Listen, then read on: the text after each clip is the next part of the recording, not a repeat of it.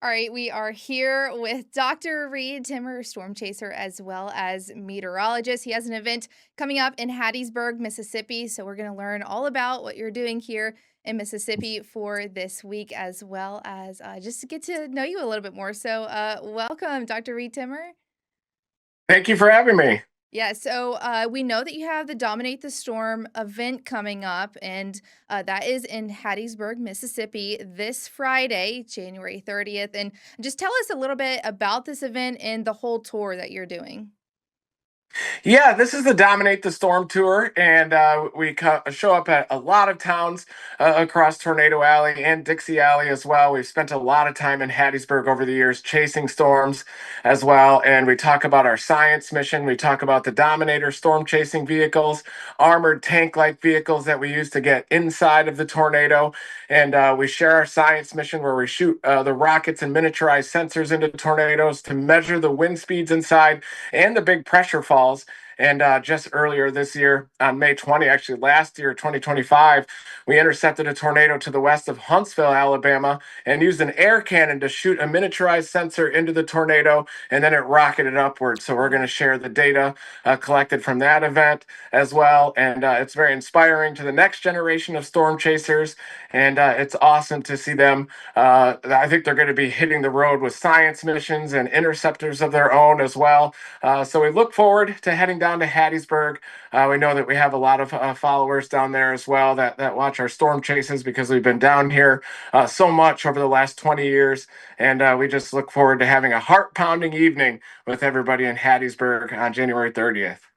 Oh my goodness, that sounds so exciting. And especially because you have brand new data that you're going to share with all of them. And, I know that that's something important that you do and really just your main mission, not only to chase and have that thrill and give people the on the ground view of these dangerous storms, but also to just help the world of weather and technology and also just so we can always, improve our forecasting. So have y'all done this tour before, and do you just do new rounds when you get new data from these new outbreaks and tornadoes? We started this tour last fall, so that was our first time doing a speaking Okay. tour, and it's basically a continuously rolling thing. I try to do them during the off season, of course, because usually during late February through August, we're out there storm chasing nonstop and shooting rockets into our tornadoes. So our science mission is always ongoing, and we always share the new data and the stories of what it's like to be inside of a tornado at every one of these speaking events. But I'm actually in Mississippi already. I've been here for the last several days covering that insane ice storm that hammered, especially the northern part of the state. It's definitely one of the worst ice storms I've seen in probably 27 years of storm chasing. Wow, yeah. So we mentioned, we were talking about off camera a little bit, and you just mentioned that you're also chasing the ice storm. Just how are things looking up there in Oxford? I know that we've all seen the pictures and videos of just devastation, and we can see that power outage map for ourselves. Lots of folks still in this dangerous cold without power. So, how is your team, holding up there, and how are things looking? They're holding up well as of this morning. Yesterday we were out there and it was just a terrible devastation. The damage from ice storms is so widespread. It's very different than a tornado where you have one discrete path through it, and the damage is incredibly widespread. Damage to infrastructure, mass power outages, and in the face of this extreme cold as well, that has made things very rough because a lot of residents are in the cold still. A lot of people are trapped in their driveways from trees that are down. And so we were just responding to addresses yesterday. We carved out about three different driveways, but a lot of the addresses we couldn't get to. And so the relief workers are on the ground already this morning. They're responding to a couple of new addresses out there where elderly people are trapped in their driveways. But the damage is just insane. And I barely got down there the night that it was happening. I saw power flashes illuminating the Wow. sky, and then the thunder freezing rain arrived, and the weight of of the ice is just taking down power lines and trees, and it's definitely a very dangerous situation there today. But at least the temperature should get up to about 38 degrees up there today, which should help with the melting. Yesterday, we only had sublimation going from the solid to gas state, which helped to clear out the roads a little bit, but the back roads are still caked with ice. There were gas shortages yesterday, food shortages as well. But the United Cajun Navy is coming in there today, and they're going to be cooking hot food near the Ole Miss campus. Wow. I mean, that is some great news. And I think that is something that especially just makes your team different in my eyes. Not only do you just have such a prestigious degree and just know, the minute sciences behind these large storms, but also that y'all are not just finding these storms and chasing them just for the thrill of it. You're also doing a lot of good, not only community wise, but also, finding that data. Has that always been in the mix of Team Dominator, or is that something new that y'all have just started in the past few years, helping with the relief efforts behind these storms? It's always been something that we've worked with. I think it's very important as a storm chaser that anytime you see damage, you have to end the storm chase and assist in the rescue effort the best that you can, just because we're there once the damage happens immediately. But our Team Dominator Storm Recovery Group is a nonprofit that we started in the last couple of years to have a more organized effort. And we work a lot with the United Cajun Navy as well.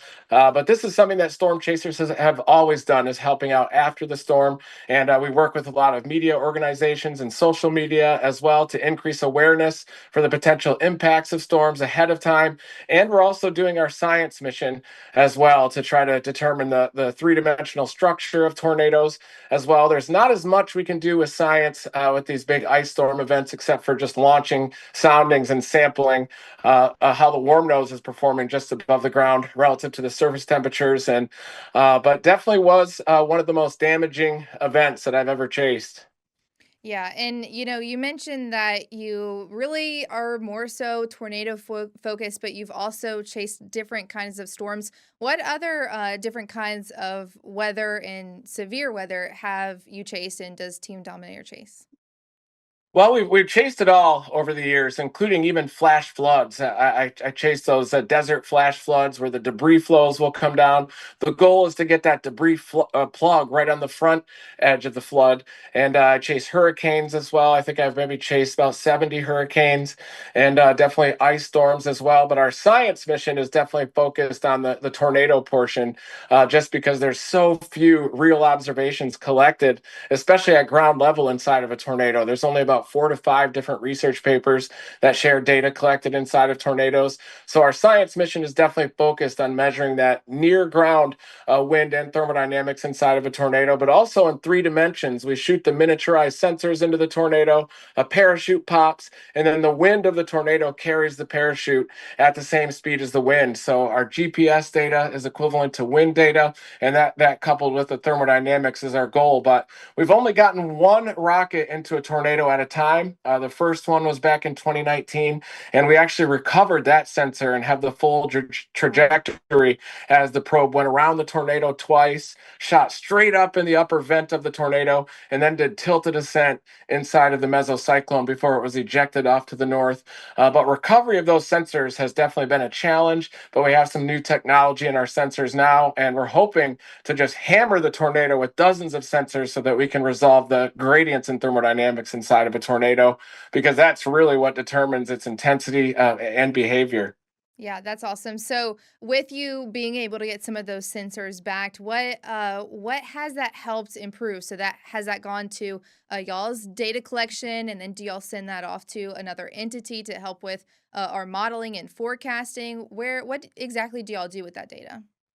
We publish the data, just Okay. like all scientists, and our rocket launch data from 2019 was published with EGU, and that provided wind speed in 3 dimensions, thermodynamics as well, and then everybody can take that data and use it for their own purposes. If there are people that are modeling tornadoes, they can compare it to the models. But just an understanding of the 3 dimensional structure of the wind and thermodynamics into a tornado is a necessary first step to maybe even determining how to shut them down one one day. I Yeah. bet the next generation of storm chasers will be able to advance that a little bit more.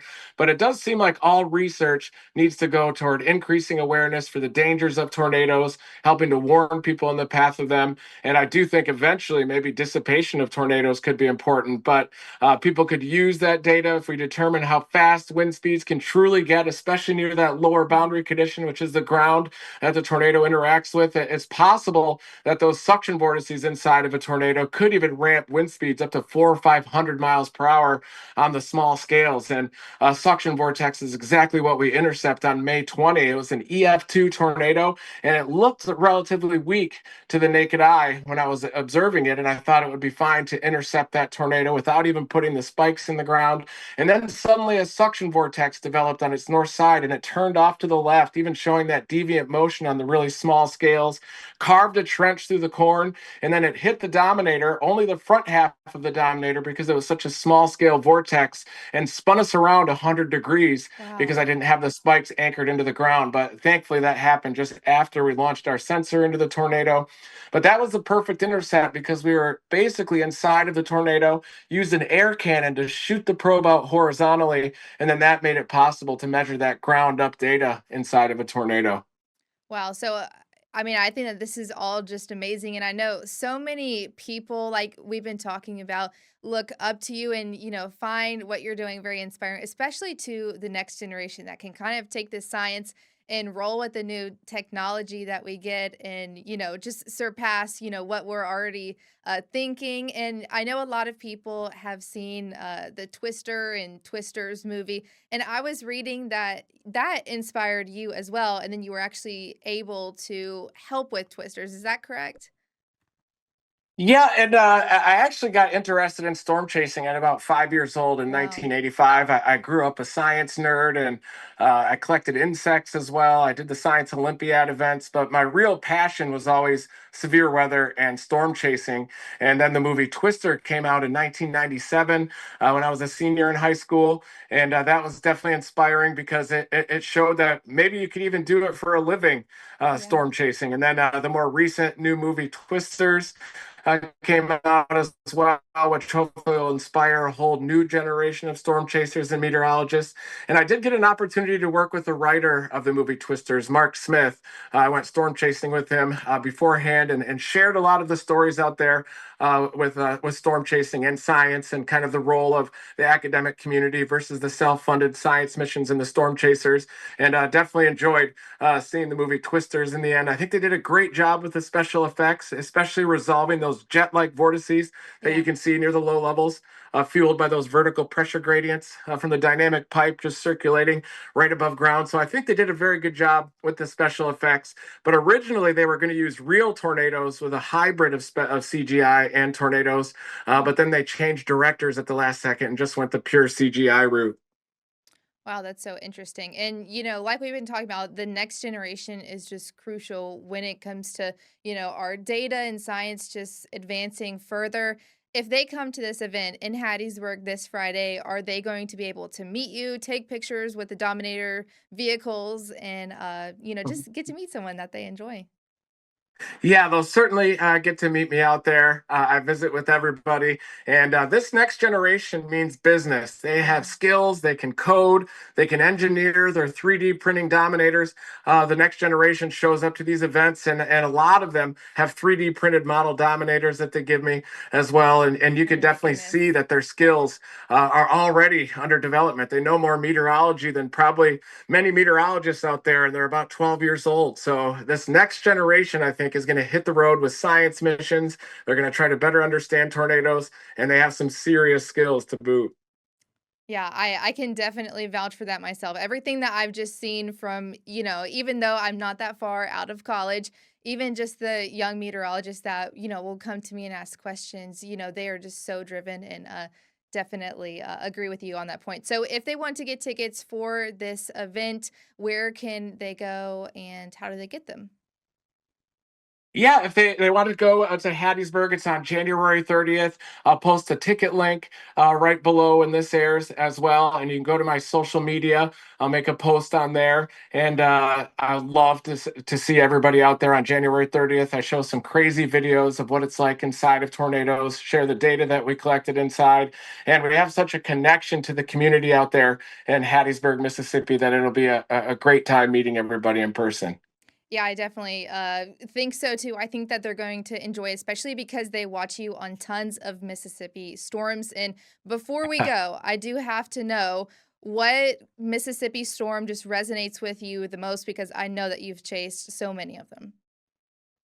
Certainly the super outbreak, April 27, 2011. We were chasing that Philadelphia, Mississippi EF5, that renegade supercell that developed just to the east of Jackson. And then we went north and saw the Tuscaloosa storm drop its first tornado near Scuba, near the border, and then went to Centerville, Alabama, and saw the EF3 there with debris falling out of the sky like 60 miles ahead of the tornado, just showing you the intense upper level dynamics that were at play with that one. And also the Yazoo City tornado of 2010. That was a really fast moving, long track tornado. I believe it went through 3 states, touched down on the Louisiana side of the Mississippi River. And we did a lot of search and rescue after that one when we were with the Storm Chasers show. So we have a deep connection to the community there in Yazoo City as well. And also the recent ice storm, of course. And I mean, we have chased so much weather here in Mississippi, including that one where we launched the sensor into the suction vortex on May 20. We actually got on that storm near the Oxford area and then tracked it across northern Alabama, as they often like to go tornadic when they reach that higher terrain in northern Alabama. And the Super Tuesday event back in 2012 as well. I know there was an EF3 tornado just on the Mississippi side of the river. Yeah, so many that resonate you and with you and with many folks, I know that not only the next generation is going to come to this event, but also just adults that have been seeing you chasing all over the Magnolia State for years. So y'all make sure to go out and get some tickets. Excited to see what is to come from this event and learn about all the data. And of course, thank you for your time, Dr. Reed Timmer, for just allowing us to talk to you, especially in the midst of so many busy recovery efforts. Well, thank you so much for having me, and never stop chasing your passions is the key of this presentation. Oh, I love it. You have a good one and safe out there chasing. Thank you so much for having me.